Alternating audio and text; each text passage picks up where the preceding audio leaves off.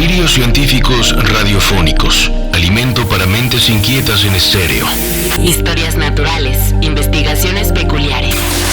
Descubrimientos sorprendentes. Narraciones desde las fronteras del saber colectivo que le ponen sabor a la semana. Porque a fin de cuentas la ciencia que no es comunicada es ciencia condenada al olvido. Amasemos juntos esa materia gris y hagamos bullir el elixir del conocimiento. Bienvenidos a Masaje Cerebral de Reactor. Buenísimas tardes tengan todos ustedes allá afuera, sabios escuchas eléctricos. Bienvenidos, bienvenidas a una nueva emisión del Masaje Cerebral. Su programa quincenal de salud por Reactor. Pero de salud mental. De salud mental, porque hoy vamos a estar hablando de psicoactivos, de drogas enervantes. Si quieren ustedes, de pirotecnia neuronal y toda esa serie de sustancias capaces de sacudir el enramado químico del cerebro y trastocar nuestro proceso de la conciencia. Por supuesto que desde un enfoque, como siempre saben, aquí en el Masaje Cerebral, de los ramales de la ciencia, ¿no? Y de la historia y de lo factual, pero también desmitificando muchas cosas acerca de estas sustancias que durante años pues han prevalecido en una nube de sospechosismo social, ¿no? Por decirlo de alguna manera, y se ha estigmatizado a los consumidores. En fin, estamos, creo, en estas épocas sobre un cambio de paradigma, poco a poco, con diversas sustancias en términos legales, pero también en términos de la interpretación social que se les da. Así que, pues, nos subimos a la ola y traeremos para ustedes mucha información relevante y, sobre todo, datos que supongo no conocen. Así que yo soy Andrés Cota Iriart, me acompaña el buen Claudio Martínez. ¿Cómo estás, mi queridísimo Andrés? Oye, sí, fíjate que una de las cosas que pensé mucho previo a empezar este episodio es justamente el cómo este tema cada vez es menos tabú, pero no deja de serlo. Cómo sigue estando en la psique de la sociedad o de una gran parte de ella como un espacio de infortunio, de tristeza, trágico, de dolor, de tragedia, exacto. Entonces, creo que es bueno entrarle a estos temas desde un lado evidentemente más científico, pero también con una mirada, ¿por qué no decirlo?, también social y también desde una mirada más humana, en la que a lo mejor la estigmatización, como bien lo mencionabas, puede hacer más daño que incluso las propias sustancias, ¿no? De acuerdo, totalmente de acuerdo. Entonces, pues a darle, me encanta el tema, venga. Sí, recuerden, si por ahí afuera hay de esos defensores de las buenas costumbres, ¿no? Por decirlo de alguna manera, den chance, escuchen y esperemos puedan de pronto abrazar una concepción un poco más abierta de la experiencia humana, ¿no? Porque además se vale, o sea, bueno, ahorita vamos a ir hablando, ¿no? Y vamos a ir sacando y desarrollando sobre el prohibicionismo y estas posturas, pero ¿por qué controlar lo que puedes y no puedes consumir, ¿no? Lo que debes y no debes de consumir. Evidentemente estamos abogando por por un grupo de consumidores informados, ¿no? Que puedan hacer un consumo responsable, si es que eso no les salta, y que en el cual se toque la reducción de daños, ¿no? Se vaya hacia lo que llaman ahora la reducción de daños, que es cómo consumir algunas sustancias, si es que ustedes las quieren consumir, con los menos riesgos posibles, ¿no? Exacto.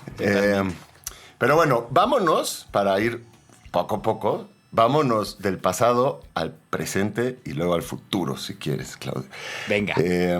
Porque, bueno, muchas veces, esto es curioso, pero pues muchas veces, ¿no? Se habla de Holanda y de qué tan progresistas son en Ámsterdam, donde el consumo de marihuana, desde que éramos niños nosotros, ¿no? Yo creo, adolescentes, era legal. No solo la marihuana, varias otras sustancias, los hongos, etcétera, etcétera, la heroína. Pero pasamos por alto que aquí, en México, en nuestro país, las drogas ya fueron legales. Las drogas ya fueron legales, todas las drogas fueron legales. en los 40, ¿no? En 1940. Eso sí que fue adelantarse a su época, ¿no? Completamente. O sea, ningún otro país en el mundo estaba pasando algo así, ¿o sí? No, para nada. Y además estuvo a punto, creo yo, de tener alcances mundiales y que hubieran cambiado drásticamente la historia, pues, del narcotráfico y del consumo de psicoactivos, ¿no? Vamos a decirles. Y esto sucedió. O sea, por primera vez en la historia fuimos punta de lanza de algo que sí era positivo. Sí. No, yo creo que varias veces lo hemos estado ahí, ¿no? Como que México siempre está en esa cuerda floja entre la grandeza y luego perderlo todo y olvidarlo, ¿no? Porque eso es algo para lo que somos buenos, para olvidarlo. Pero bueno, eso es el gran experimento mexicano, así se le conoce, ¿no? El experimento mexicano que comandó un doctor visionario, creo yo, un psiquiatra, Leopoldo Salazar, que trabajaba en la Castañeda, ¿no? En el manicomio, en el manicomio más grande, yo creo que había en el país en ese entonces. Y no solo trabajaba ahí, Claudio, sino que el doctor Leopoldo Salazar vivía en el manicomio con su familia, porque él tenía una propuesta así de cambiar el trato a los pacientes, ¿no? De cambiar el trato, a humanizar el trato, si quieres. Y tanto trabajaba hacia la psiquiatría como que trabajaba hacia lo que llamaban los toxicómanos, ¿no? La toxicomanía, que era el consumo, pues, de distintas sustancias, de lo que llamamos drogas. O sea, el toxicómano, como por definición, es justamente una persona que está enganchada con alguna sustancia, ¿cierto? Exactamente. Y Salazar proponía, pues, que para los 40 era de veras como una cosa muy visionaria, pues no tomarles como... O sea, tomarles como pacientes, tomarles como enfermos, tomarles como gente que tenía una adicción y que como tal había que ayudarles, ¿no? No solo estigmatizarlos y empujarlos a los linderos de la sociedad, ¿no? Sino ayudarles. Sacarlos del canal del maleante. Pues sí, del criminal. Sí. También él decía, mira, si tienes una adicción a la heroína, a la morfina, a alguna de estas sustancias altamente adictivas, vas a llegar a un punto en que si no puedes hacerte de más sustancia, a lo mejor, ¿no? Te vas a gastar todos tus ahorros, luego le vas a pedir dinero a tu primo, te vas a gastar todo eso, y luego eventualmente vas a ir cayendo a los círculos en que te ves encominado a asaltar, a prostituirte, ¿no? Porque la adicción es así de fuerte. Entonces Salazar proponía en los 40s, no, vamos a cambiar esto y lo vamos a cambiar de la siguiente manera. Vamos a darle las drogas a los consumidores, a la gente que se adicta, a los toxicómanos, vamos a darles las drogas. No regaladas exactamente, pero vendidas a un precio muy menor, ¿no? Así como así como en el futuro nos venderán las vacunas de la COVID, creo yo, a un precio muy accesible, esperemos. Pero sí, a un precio reducido y con esta cosa fantástica, es que el gobierno producía esas sustancias, ¿no? Además, imagínense que en 1940, cuando sucedió esto, quien era el presidente del país, pues era Cárdenas, ¿no? El general Cuauhtémoc Cárdenas. Piensen que pues era un general de guerra. Entonces imprimió, yo creo que esto implicó como un triple cambio de paradigma, porque además tuvo que convencer a quien estuvo combatiendo, ¿no? Todo esto de las drogas. En fin, entonces la idea de Salazar era: producimos las drogas como gobierno, abaratamos su coste, ¿no? Totalmente. Controlamos la calidad. Exacto, tenemos un control de calidad porque, como iremos viendo a lo largo de este programa, las sustancias puras tienen muchos menos riesgos que con lo que se les adultera muchas veces, ¿no? Entonces controlamos su calidad y además entablamos un trato humano, ¿no? De uno a uno con los consumidores. Les vamos regulando la dosis, fíjate, esa era su idea, sobre todo con heroína y estas sustancias. Te daban cocaína, dispensarios se llamaban, ¿no? Los lugares a los que abrió Salazar donde puedes ir a tener tus sustancias y te van bajando la dosis, ¿no? Pero regulada médicamente y van sacándote un poco de tu consumo problemático. La verdad, visionario. Ahora, la pregunta que vamos a empezar a dejar, ¿no? Es sobre la mesa, ¿qué sucedió? Porque Salazar abrió muchos dispensarios, decenas de dispensarios, y durante varios meses, medio año, un poquito más, estuvieron funcionando y funcionando bien. Empezaban a producir buenos resultados, ¿no? O sea, Salazar, de hecho, empezó a amasar una serie de pruebas, de casos de estudio que demostraban que esto funcionaba. ¿Qué pasó? ¿Quién creen que se metió en su camino, no? ¿Qué fue lo que estorbó esta visión de cambio de paradigma del doctor Leopoldo Salazar? O sea, ¿cómo fue? La pregunta sería, ¿cómo fue que se detuvo ese experimento mexicano que estaba pues en ciernes, pero además estaba demostrando eficacia? Así es. Díganos, ¿no? Ustedes también, ya saben, @coteriar, @claudífonos, también @científicos AA. Y sobre todo en el hashtag masaje cerebral, que es donde estamos despachando, donde les estamos atendiendo. Entonces, por favor, coméntenos qué creen que pasó para que este experimento mexicano se detuviera cuando estaba demostrando buenos números. Vamos a nuestro primer corte del masaje cerebral y regresamos aquí en Reactor 105. Historias naturales, investigaciones peculiares, descubrimientos sorprendentes, masaje cerebral. Bienvenidos al segundo bloque del masaje cerebral aquí en Reactor 105. Estamos hoy platicando sobre psicoactivos, pero antes entramos pues en el terreno de la prohibición y un episodio de la historia mexicana que se llama El Experimento Mexicano, comandado por el doctor Leopoldo Salazar, que nos estaba platicando justamente mi queridísimo Andrés Cota, sobre cómo fue que hubo dispensarios en la Ciudad de México, sobre todo, en los que se garantizaba unas cuantas dosis, digamos, por usuario, que dependiendo de su necesidad, digamos... Su gusto. Su gusto de sustancias y además pues un control de calidad. Este experimento duró alrededor de medio año, 6-7 meses, y se detuvo de golpe y porrazo. Y la pregunta aquí, antes de este corte, fue ¿qué llevó a que se detuviera este experimento mexicano? ¿Quién o quiénes pusieron alto o el dedo sobre la llaga? ¿Cuáles fueron esos obstáculos que se cruzaron en el camino? Estamos hablando de 1940. Estaba el último año de la presidencia del general Lázaro Cárdenas. Y estaba el experimento que llevaba a cabo Leopoldo Salazar. Estamos hablando de que ya había pasado la prohibición del alcohol en Estados Unidos, ¿no? Y esto pues era la punta de lanza de a lo mejor abrir a la legalidad las sustancias psicoactivas. ¿Qué pasó ahí? Y claramente Salazar,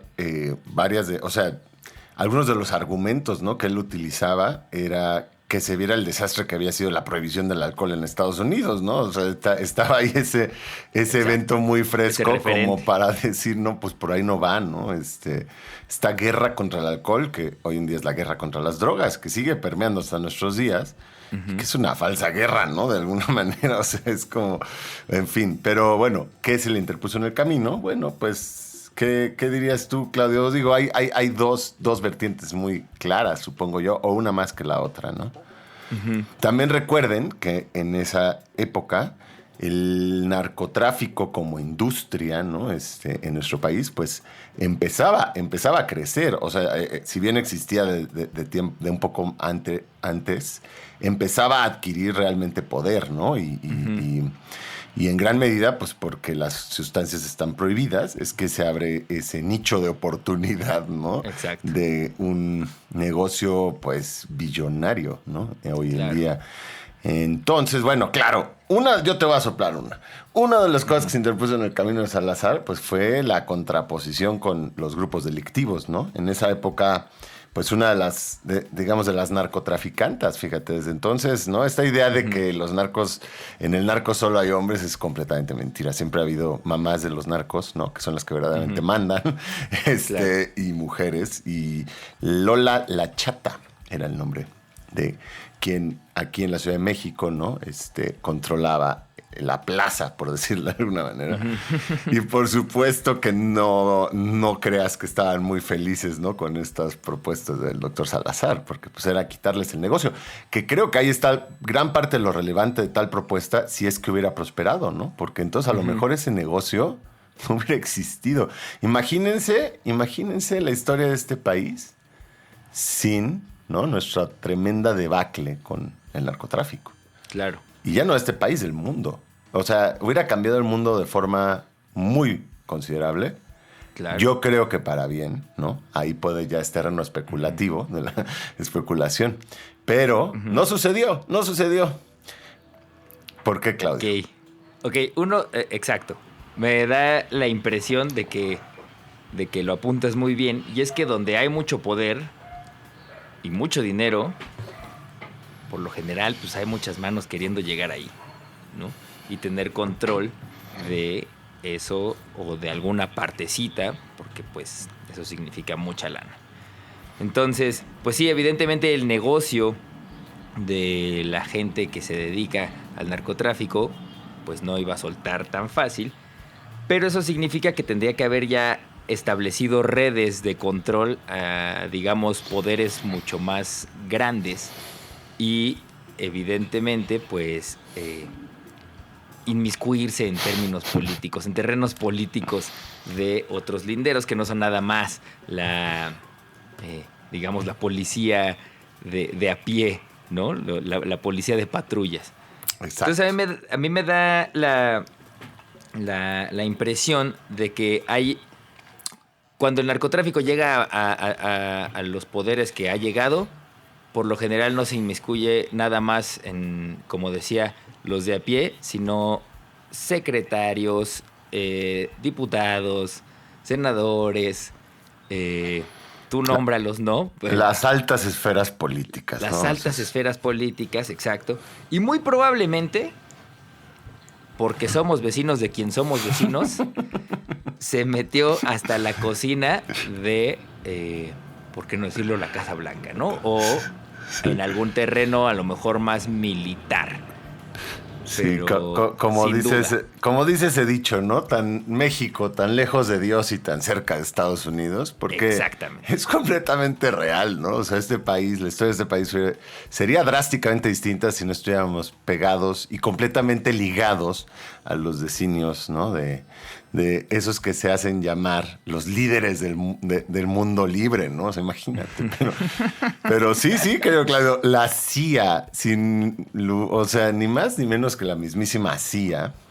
Es que es curioso, pero desde sus inicios el narcotráfico ha estado ligado al gobierno, a los gobiernos, distintos gobiernos, ¿no? Y se ha usado como pantalla para cualquier interés geopolítico que les guste, ya sea extracción de recursos naturales, acallar a grupos subversivos, ¿no? Creas una especie de telón, un estado de facto que puedes utilizar a tu conveniencia, ¿no? Se dice ahí que las llamadas plazas, ¿no? Pues las plazas las controla el gobierno. Aquí y en China, ¿no? Y aquí en Estados Unidos. En fin, la CIA ha estado siempre muy metida en eso, porque está en su interés, claramente, que esta narrativa de la guerra a las drogas continúe, ¿no? Y en esa época, pues se les está empezando a salir del huacal, como se dice, ¿no? O sea, aquí vino el doctor Salazar, que fíjense ustedes que en 1989 fue a la ONU, ni más ni menos, fue a una cumbre de la ONU a presentar, pues, sus ideas. Y tenía la intención de presentar sus ideas y al año siguiente regresar ya con resultados de los dispensarios, ¿no? Él sabía que se iban a empezar a abrir los dispensarios, que por cierto estos dispensarios sobre todo se abrieron aquí en la Ciudad de México, ¿no? Y por eso es el experimento, porque se iban a hacer un experimento para ver qué tal funcionaban y si las cosas salían bien, pues quizá ya nacionalizarlo, internacionalizarlo, en fin.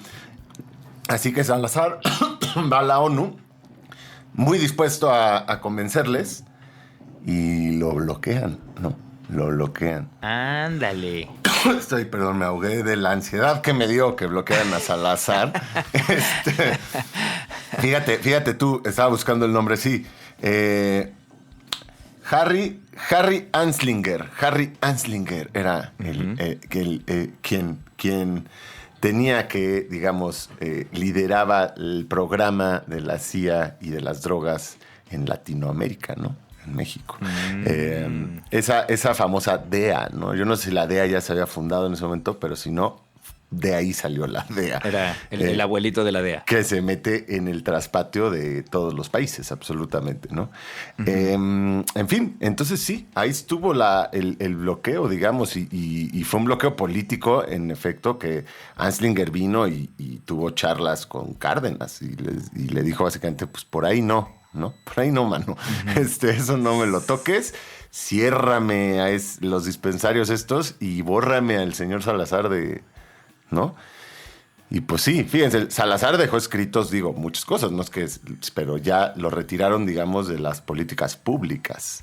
El mito de la marihuana, ¿no? Es uno de sus escritos más famosos. Bueno, y ya se nos está yendo todo el tiempo, nomás les dejaría ahí como recomendación que pueden escuchar el podcast Toxicomanía de Sonoro para saber más, uh-huh, ¿no? De este, que es una radionovela en realidad, pero se los cuento de una manera muy amable.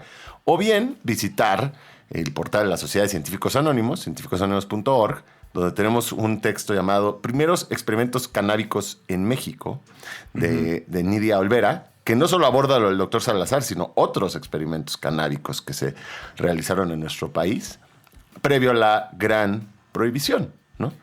Tiempos menos aciagos para el consumo de psicoactivos. Ahora, nada más para irnos a la pausa con una pregunta, como ustedes saben, es la costumbre. Claudio, quiero que ustedes, escuchas eléctricos allá afuera, nos digan cuál creen que es la sustancia psicoactiva, la droga más poderosa que existe. Ok, preguntón. No se vale decir el amor, ¿no? Ya, ese chiste. Va, entonces vámonos al corte con la pregunta de ¿cuál es la droga más poderosa que existe? Coméntenlo al hashtag Masaje Cerebral y estamos de vuelta aquí en Reactor 105. Ciencia que no es comunicada es ciencia condenada al olvido. Esto es Masaje Cerebral. Ya estamos de vuelta aquí en el especial sobre psicoactivos del Masaje Cerebral. Gracias por seguir con nosotros, amables escuchas eléctricos, y para quienes acaban de llegar, bueno, ya saben que en una semana aproximadamente estará en plataformas este episodio, como todos los anteriores de Masaje Cerebral, para que ustedes puedan escucharlos y enterarse de cuando las drogas fueron legales en México. Pero ahorita estamos llegando al momento en que Claudio nos va a ofrecer, o ustedes también lo han hecho ya aquí en redes sociales, sus versiones de cuáles creen que son las sustancias más potentes, la sustancia más potente de todas. Pero antes de eso, me gustaría aprovechar para contestarle a los que nos están escribiendo, preguntando sobre la marihuana medicinal, ¿no? Y todo este asunto que es bastante coyuntural en México, y la posible legalización o no, o ya legalización, pero en realidad es un hueco gris en la ley. Ahorita no es ni una ni otra, o sea, no está prohibida, pero tampoco está completamente permitida, ¿no? Pero bueno, que ahorita no vamos a abordar ese gran tema, ese es un gran tema de temas, pero la buena noticia es que en nuestro canal de YouTube de la Sociedad de Científicos Anónimos, que es así, ¿no? Vayan a YouTube, pongan Sociedad de Científicos Anónimos, tenemos una charla sobre marihuana medicinal que la verdad no está interesantísima. No dejen de verla porque les aseguro que les va a volar la cabeza. Y es con la doctora Fernanda Arboleda y con Nidia Olvera, que es quien les decía que ha escrito sobre esta historia del doctor Salazar. Esta charla la verdad está muy buena. La hicimos ya en pandemia, entonces es digital, y ahí está el video. Para quien les interese, les prometo que les va a cambiar muchas de las asunciones que están teniendo ahorita sobre, por ejemplo, el CBD, ¿no? Y esa sustancia que hoy en día se vende como milagrosa casi, ¿no? Pero bueno, ahí échenle un ojo a quienes les interese lo de la marihuana. Y ahora volvemos a ti, Claudio, y tu propuesta de cuál es la sustancia más dura. ¿Cuál es la sustancia psicoactiva más dura? Ajá. Híjole, la verdad es que tampoco es que o grupo de sustancias, me si sepa quieres, yo. ¿no? Te la dejo con grupo de sustancias. Grupo de sustancias, o sea, porque dijo, no, ni sé. O sea, tendría, yo imagino así ¿Sí? por cuestiones de cosas nunca antes vistas, que los alucinógenos deben ser uno de las sustancias más fuertes. Y sé que hay varios tipos de alucinógenos. No me sé evidentemente todo el catálogo, pero no sé por qué en mi cabeza, cuando lo preguntaste desde el principio, lo primero que pensé fue en fumar lo que secreta el sapo. ¡Ay! ¿En serio? Ajá. Ya lo sabías entonces. Aquí nos estás haciendo chanchullo. Sí. Se ve, Claudio, que tú en algún momento leíste una novela, ¿no? Que escribí yo hace tiempo llamada Cabeza Ajena. Una novela muy a todo dar, que si pueden... ¿Esa todavía se encuentra, queridísimo Andrés Cota? Esa todavía la pueden encontrar. Esa es de la editorial Mo. Sobre todo, pues... No, sí, para que veas, Mo sí se mueve en librerías, todo menos Gandhi. Pero bueno, luego la distribución, ya saben, es un coco. Y es una novela justo sobre que se adentra en el territorio de los estados alterados de conciencia, pero, ¿no? Como combinando, tiene una parte que es más como monografía científica, otra parte que son testimonios reales de personas que han estado con experiencias cercanas a la muerte, y luego un arco narrativo, ¿no? Un arco de personajes ficticios, donde se va desarrollando una especie de ensayo o argumento sobre la sustancia más potente que existe y que es el DMT. El DMT. O algunos tipos de DMT, ¿no? Porque el DMT, pues, tiene varias configuraciones posibles. El DMT es una dimetiltriptamina, para quienes ya le conozcan, ¿no? Y es, pues, un alcaloide, es el alcaloide prototipo de las triptaminas, que es un grupo, ¿no? Un grupo de derivados indólicos que se parecen en estructura al triptófano, y aquí ya le voy a bajar el agua a los tamales y regresamos a un campo más amable para el público en sentido amplio. Pero bueno, digamos que el DMT es una sustancia, como les decía, un alcaloide, que está presente en un montón de plantas y de animales y que muchas veces se asocia, pues, como método de defensa, ¿no? En efecto, tú ahí le diste bien, las triptaminas son un tipo de alucinógeno, ¿no? Entra en esa gran clasificación de los alucinógenos. Y son las sustancias, con la capacidad de trastocar de manera más drástica, ¿no? Nuestra experiencia consciente. Básicamente por decirlo de alguna manera, aniquilan el ego, ¿no? Entonces tú dejas de ser tú, y, o sea, te acallan, digamos, ya saben, el lado izquierdo del cerebro, que es el lado que confabula, que es narrativo, que constantemente te está tirando, pues, ¿no? Rollo interno, estos diálogos internos reiterativos de que tú eres el centro del universo. Bueno, eso se calla. Entonces tú dejas de ser tú, lo cual es fuerte. Y luego, pues, se vienen abajo todas las normas físicas, químicas, de la realidad a las que nos abrazamos, ¿no? O sea, hay alucinaciones fuertes con ojos abiertos o cerrados. Se neutraliza el espacio-tiempo. Pero, claro, hay muchos tipos de DMT, como repetía. Y la combinación de los dos tipos de DMT más potentes que están, en efecto, se encuentran en ese sapo que tú estás mencionando. Ajá. En ese sapo del desierto de Sonora. Ah, es del desierto de Sonora. Fíjate, es el sapo del desierto de Sonora, o también le dicen sapo del río Colorado. Y antes era Bufo alvarius, muchos a lo mejor lo han conocido así, pero ahora ya se le reclasificó taxonómicamente y es Incilius alvarius, su nombre científico. Y pues habita desde la zona sur de Arizona, ¿no? El desierto de Arizona, el desierto de Sonora, hasta parte del norte de Sinaloa, ¿no? Y es un sapo, es una criatura francamente huidiza, porque pasa la gran mayoría del año enterrada, ¿no? De septiembre a abril se la pasa bajo tierra en una especie de hibernación, ¿no? Como lo hacen los sapos. Recuerden, además es un anfibio, pero que vive en zonas áridas, entonces requiere agua. Y cuando empieza a haber humedad, cuando empiezan las primeras lluvias, las pocas lluvias que caen, es que el sapo emerge, ¿no? Y durante 2 o 3 meses, pues se dedica básicamente a comer, todo lo que come en el año, y a procrearse. Entonces, si conocen Sonora, si conocen esa zona del país, pues estos sapos son muy abundantes, son bastante comunes y se suelen ver en las farolas, ¿no? Abajo de las farolas en la noche, son nocturnos.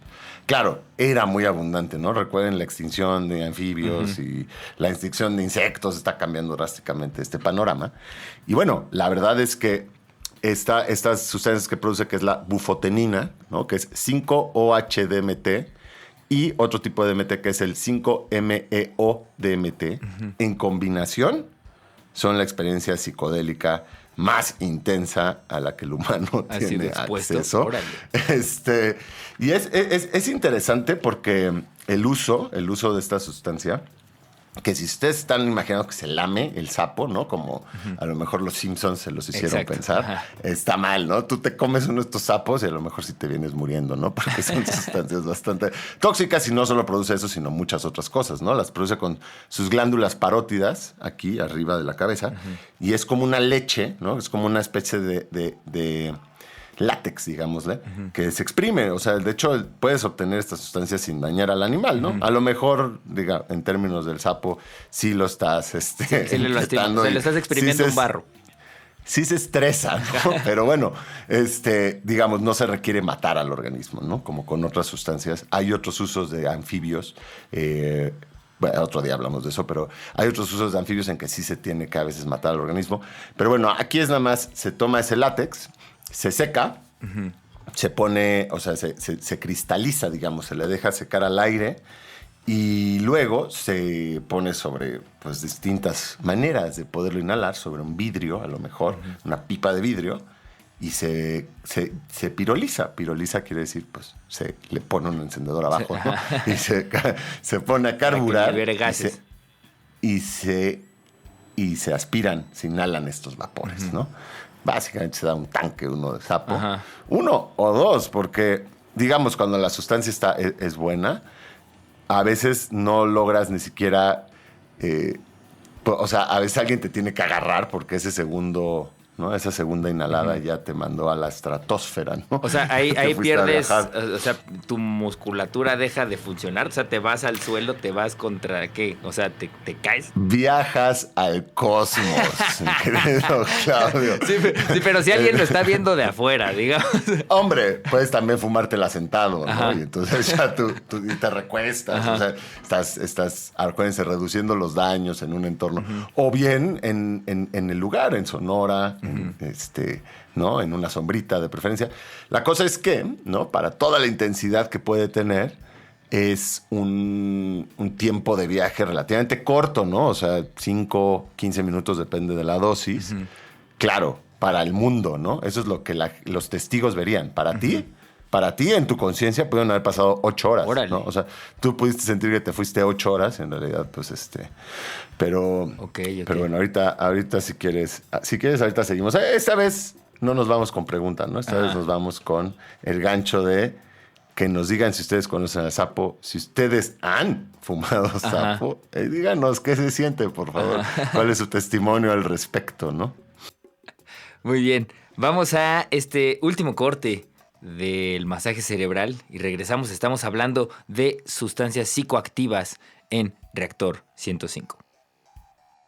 Estás escuchando Masaje Cerebral de Reactor.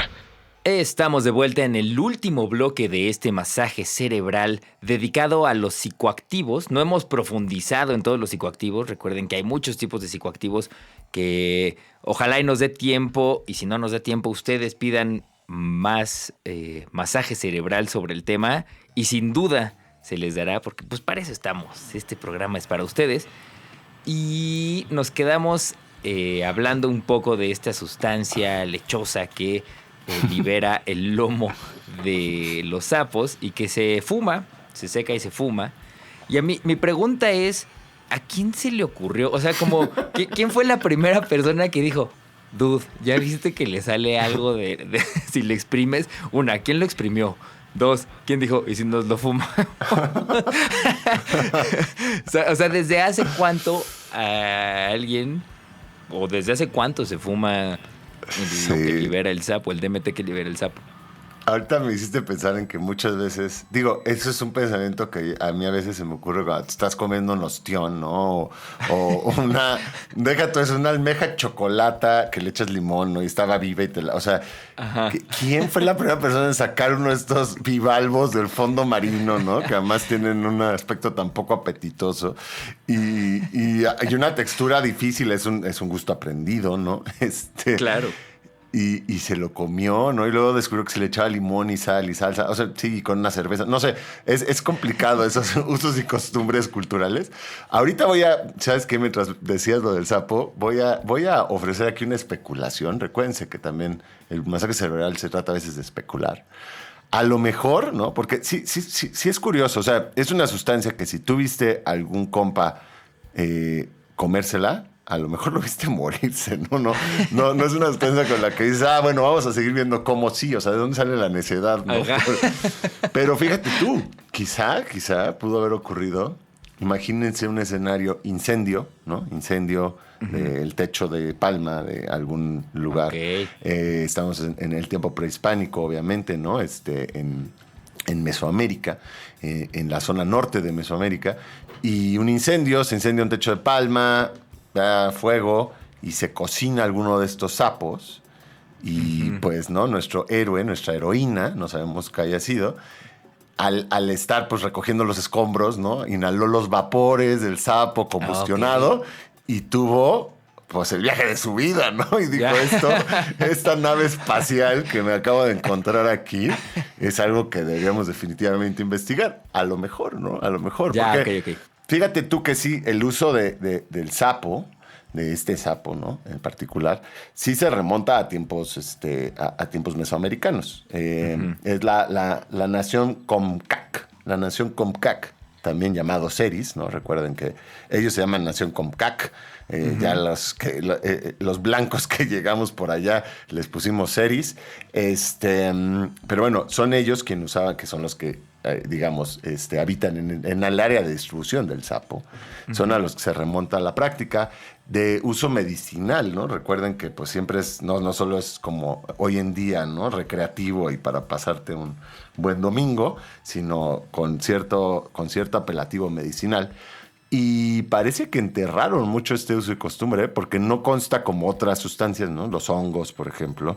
Recuerden que México es el país honguero por antonomasia, ¿no? Los mayas, los aztecas, todos consumían hongos y pues los que habitaban por regiones donde había peyote consumían peyote. En fin, éramos naciones pues que ritualmente empleábamos muchas de estas sustancias.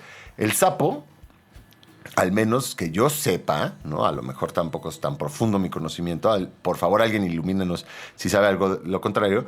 Pero el sapo no figura en los recuentos, digamos, de la Nueva España, ¿no? En los relatos de los cronistas de la Nueva España, que es por lo que a veces es una ventana cómo era ese mundo antes de, ¿no? Occidentalizarse con la transculturización que vivimos, ¿no? Tan tremenda de tantos siglos. Pero bueno, el caso es que el que no haya permeado esas prácticas a estas crónicas, pero que sí se remontaba, ahora se sabe, pues se piensa que se escondió, a lo mejor deliberadamente. Y no fue sino hasta los 60, 70 que empezó a estar como en los albores de los psiconautas, ¿no? De los psiconautas, pues sobre todo, sí, gabachos, ¿no? Porque como también está en Arizona, en el sur de Arizona, y digamos que nuestros vecinos del norte ha sido la nación que se ha caracterizado por ser más apetitosos de sustancias psicoactivas en la modernidad, ¿no? Es el principal comprador de todo lo que ustedes quieran pensar. Pues allá empezó a popularizarse el uso del sapo. Incluso llegó a haber, no sé si siga en uso, pero la iglesia del sapo, ¿no? Órale. Y empezó todo un rollo de llamarle la molécula de Dios a esta combinación de DMTs, ¿no? Recuerden lo que les decía, también DMT hay en otras plantas, ¿no? Y también hay DMT ya sintético. Y de hecho, en el ayahuasca, si es que han escuchado o consumido ayahuasca, pues digamos, el ingrediente activo de la ayahuasca es DMT, ¿no? En el ayahuasca combinan dos plantas, una liana y una planta que tenga DMT. Y esta liana lo que tiene son inhibidores de algunas enzimas que degradan el DMT. Y de esa manera, ¿no? Tú te lo bebes, es un brebaje, y de esa manera el DMT puede también tener un efecto gástrico. Porque el sapo, para que sea un efecto, digamos, psicoactivo, pues tiene que ser fumado, ¿no? Inhalado. Si tú te lo comes, en el sapo te puede matar otras sustancias, pero tu cuerpo degrada el DMT. En la ayahuasca, digamos, sí te llega a pegar por vía estomacal, ¿no? Okay. Intestinal, y entonces dura mucho más el efecto, ¿no? Se extiende por muchas más horas. Pero bueno, quedémonos en el sapo. Fíjense que los usuarios reportan que la experiencia resulta en un evento de carácter trascendental para el consumidor que infaliblemente se considera como lo más fuerte que se haya experimentado en la vida.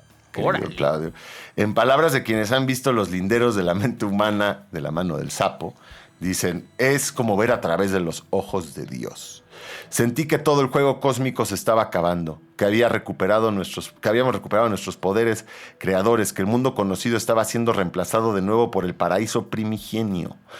En fin, y hay mucho, ¿no? ¿Quién habría de decir que en el veneno de un sapo está contenida toda la luz del universo? Cámara. No, bueno, es que imagínense para que sea de la molécula de Dios, ¿no? Sí.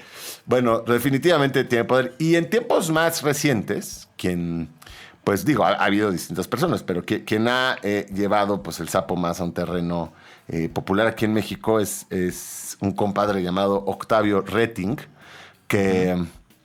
Bueno, yo no sé, ya no me voy a meter ahí si es cuestionable o no el que ahora haya demanda de sapo, ¿no? Porque recuerden, como todo pasa, algo se pone de moda y una cosa es un consumo tradicional o que de vez en cuando haya quien lo busque y otra es que de pronto haya una demanda, ¿no? Sí, que ya sea un ya hay turismo. grupos, sí, ya hay grupos de herpetólogos, recuerden, herpetólogo es quien estudia a los anfibios y reptiles, que pues empiezan a levantar banderas porque dicen, no hay ningún estudio poblacional de estos sapos, nunca se ha hecho un estudio poblacional, Órale. no sabemos contra qué comparar, si están mejor o peor que antes, ¿no? Pero lo que sí se empieza a ver es un montón de mochileros, ya sabes, de psiconautas, aventurados. Y bueno, ya ahorita pues métanse ahí, denle un clic de distancia y pues hay supuestos, ¿no? Vamos a abrir aquí comillas en el aire, chamanes que te ofrecen el sapo, pues aquí en la Ciudad de México, ¿no? Una experiencia de departamento. Entonces, pues sí está cambiando. Ahora, Octavio Retting ya se ha ido más allá y estaba preparando un documental. Si alguien sabe de este documental y sabe si ya salió, cuéntenos, porque que yo sepa, yo solo leí de como del documental, pero no que ya existía, en que él se ha dado la tarea de recorrer buena parte del territorio nacional y otros países buscando ¿cómo diríamos? Estas pistas del sapo como deidad en las culturas mesoamericanas. Y sí, definitivamente en todas las culturas mesoamericanas los sapos figuran, ¿no? Como cierto tipo de deidades están ahí. Lo que se aventura Retting, ya no sé si sea un salto mortal demasiado amplio, es que era a lo mejor la deidad principal, ¿no? Y que se consumía otros tipos de sapo, porque a lo mejor, ¿no? Como tú dices, ¿a quién se le ocurrió fumarse Pues a lo mejor te fumas un sapo de Perú y también te vuela ¿no? El entrecejo. Pero miren, entre que son peras y son manzanas, entre el sapo y la fabulosa historia del doctor Salazar, pues se nos fue el tiempo, porque la verdad es que son temas que a veces la gente no conoce y siempre es, no sé, siempre es grato presentar. Y dado eso, se nos fueron todas de lado muchas otras sustancias que a mí me hubiese gustado abordar, ¿no? Me gustaría hablar de la revolución científica en torno a los psicodélicos, ¿no? Que está aconteciendo en la actualidad, ¿no? De la psilocibina, del LSD, de la ketamina. También me encantaría, y siento que es importante hablar de opiáceos, en especial en un tiempo como en que el fentanilo, ¿no? Esa sustancia bastante macabra ha empezado a entrar a nuestro país. De hecho, ya se produce aquí y somos el principal productor de fentanilo del mundo. Y bueno, solventes y otras sustancias, ¿no? Inhalables, cocaína. Así que se los dejaremos a su consideración si les interesara que Claudio y yo elaborásemos, ¿no? Un follow-up a este programa, donde nos detengamos ya más puntualmente en las distintas sustancias y sus riesgos, ¿no? Sus riesgos y beneficios, si es que los hubiera, pero, ¿no?